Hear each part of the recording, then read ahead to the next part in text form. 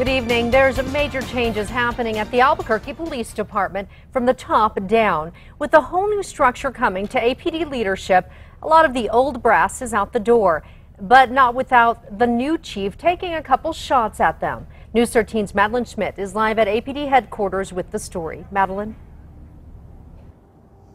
Yeah, well, Jessica, new Chief Michael Geyer is a former APD guy. Now, without naming names, he got brutally honest when it came to talking about his fellow officers with these big changes in the department.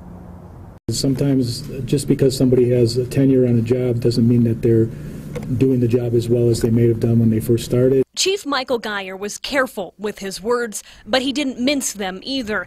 Out with the old brass, in with the new at Albuquerque Police. I'm not pointing any fingers, but typically as people advance toward the end of their career and approaching retirement, they may have less energy, they may have less motivation. The new interim leader of APD, alongside Mayor Tim Keller, broke down the shakeup at the department. The entire leadership structure of APD has been overhauled. First, the elimination of the assistant chief position. There's also no longer a rank of major.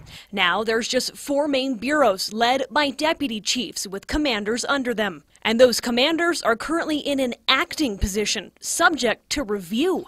We didn't ask anybody to retire. Some people voluntarily came forward. 4 higher-ups have filed for retirement. A 5th has gone down in rank. Geyer and Keller say the dismantling of the top-heavy structure will put more officers on the streets and streamline the heavily criticized organization.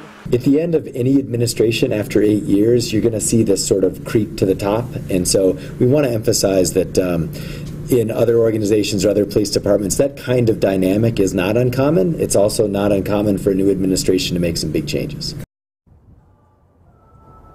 Now, we're also told that some majors filed for retirement before these changes were announced and even before the Keller administration came in.